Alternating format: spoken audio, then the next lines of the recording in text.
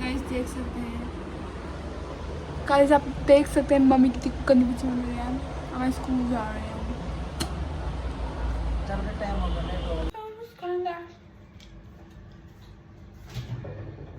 Is this KFC?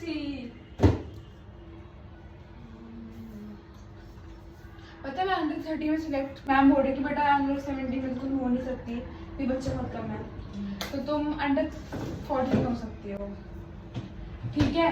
Ma'am ने कहा ma'am कैसे, मतलब 2011 कौन हूँ मैम।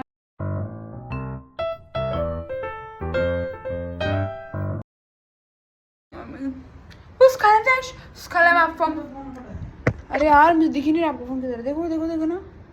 गुड मॉर्निंग दोस्तों।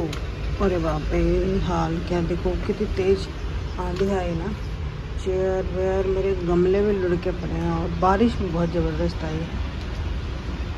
एक बार इसको ठीक करते हैं फिर देखते हैं।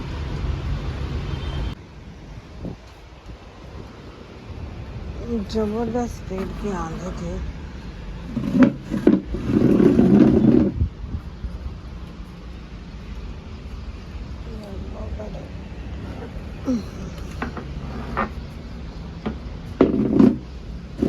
बाहर आने का मन ही नहीं हो रहा था, मतलब कि दरवाजे खिड़कियाँ खोल।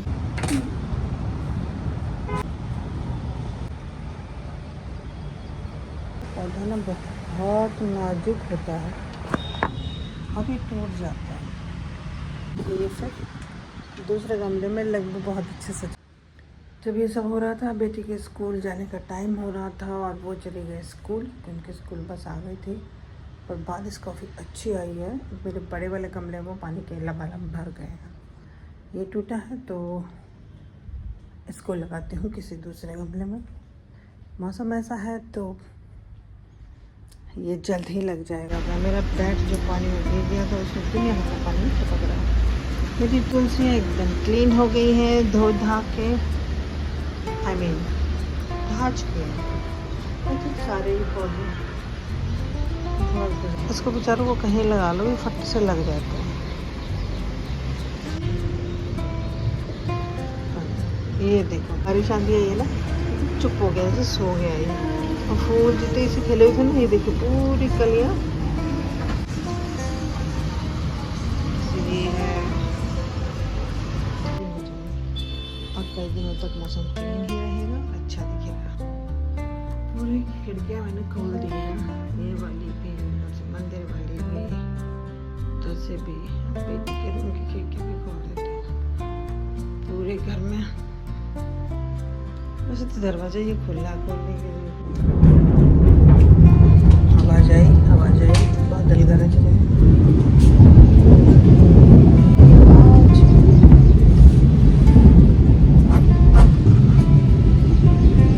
वैसे वो डायलॉग होता है ना, जो गरजते हैं वो बरसते नहीं। पर मुझे लग रहा है कि आज तो राम जी गरज भी रहे हैं और बरस भी रहे हैं।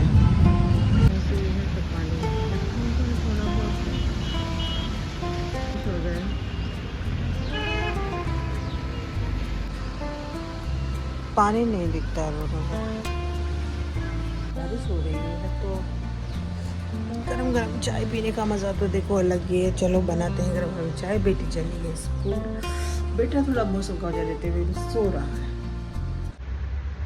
वैसे मैं पिछले कई दिनों से वीडियो बनाने की सोच रही थी, मेरे जैसे करोड़ों लोग हैं देश में जो अपनी भावनाएं रखते हैं। ये जो पहलगाम में हुआ उसके लिए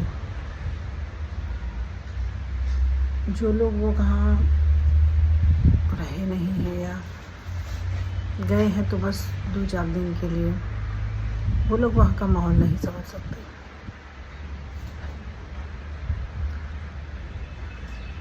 मैं JNK में 3 साल बिता कर आई हूँ क्योंकि मेरे हस्बैंड आर्मी में थे।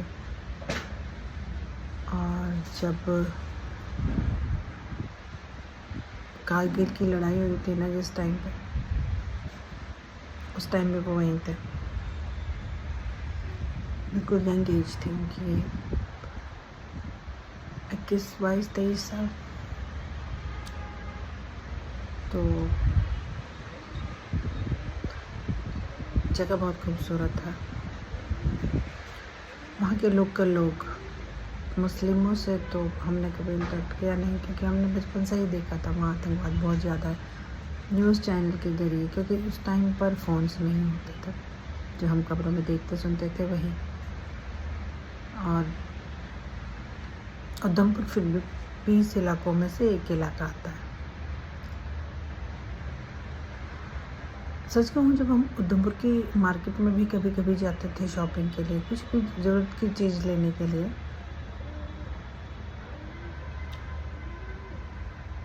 मैं पर्सनली बता रही हूँ, दूसरों का तो नहीं कह सकती, तो जो मुस्लिम भाई बहन वहाँ होते थे ना, उनको देख के डर लगता था। हालांकि वो स्माइल करके बात करते थे सब कुछ, पर पता है ना, ये है कि उनके अंदर वो कालिक है, वो नफरत।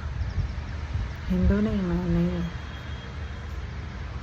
हिंदुओं में अभी थोड़ा बहुत 2-4 से दिखने लगा है, और उस पर भी हम लोग बोलते हैं कि हिंदू मुस्लिम करते हैं।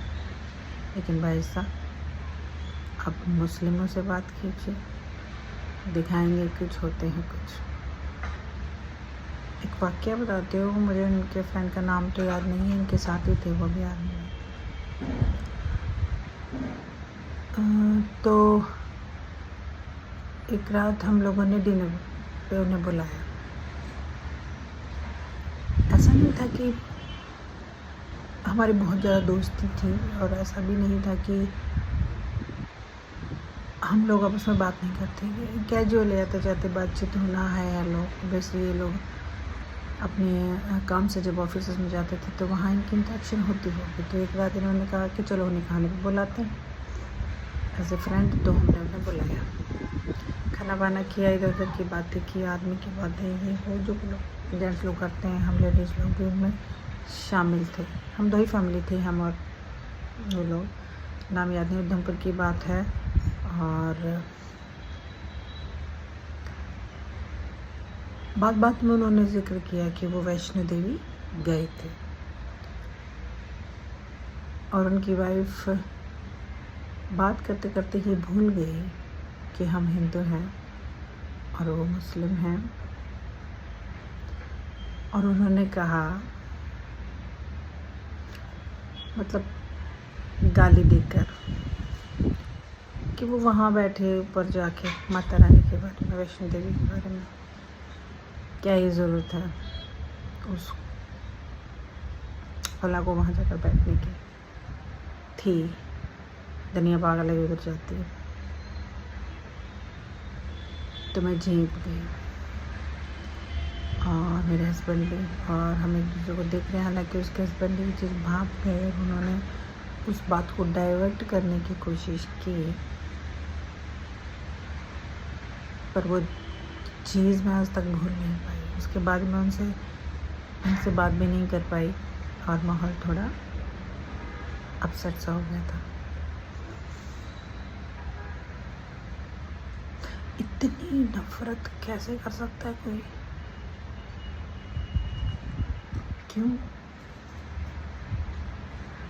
आप आज भी देखिए हमारे गांव कस्बों में, या कोई पीर फकीर होता है, लोग उसको देते हैं खाने को, और वो मजार सी बना के बैठते हैं, और जहाँ झाड़ फूक करते हैं जाते हैं। क्यों जाते हैं? क्यों? हम लोगों को समझ नहीं आता कि वो लोग, तुम कुछ भी कर लो, तुमसे प्यार नहीं कर सकते। वो बोलते हैं ना, हमारा धर्म ये नहीं सिखाता। हमारा सिखाता है भाई, बिल्कुल सिखाता है। उस टाइम हम बच्चे थे, आज हमारे भी बच्चे हैं। हमारे घरों में लिटरली ही बात होती होंगी कि क्या करना चाहिए, क्या नहीं, वो क्या है, हम क्या नहीं बताते हम। अब बीच में काफ़ी टाइम से थोड़ा सा गैप मिला था इन चीज़ों में, पर ये पहलगाम वाला जो हुआ ना, मैं नहीं मानती कि वहाँ जितने कश्मीरी काम करते थे लोकल्स, सबको तो नहीं, लेकिन कुछ एक को तो पता था वो क्या करने आए। मान लिया उन्हें पहले से ना पता हो, वो तो उसी माहौल में रहे हैं ना, पता था उन्हें। कितनी ही सफाई दे लो, नहीं पता था। सबको नहीं पता हो सकता, लेकिन कुछ एक को पता था। आज वो रोजी रोटी का गीत गा रहे हैं, तभी उनकी कम्युनिटी को बैठ के बात करनी चाहिए थी ना, कि जो होने वाला है या जो किया जा रहा है, इससे क्या फ़र्क पड़ेगा। हमारी इतनी आदमी वहाँ पड़ी रहती है, घर परिवारों से दूर, और वादियाँ भले ही खूबसूरत हों, लेकिन यहाँ जो घूमता रहता है ना 24 घंटे, क्या हो रहा है, कब क्या हो जाए, कौन जाने। पर याद है मुझे, मैं बस की यात्रा कर रहे थे और हम लोग, कुछ सामान था, बॉक्स टाइप था, रखा था हमने। बोलते बड़े अच्छे, नहीं मैडम जी वो, पर सच बताऊँ,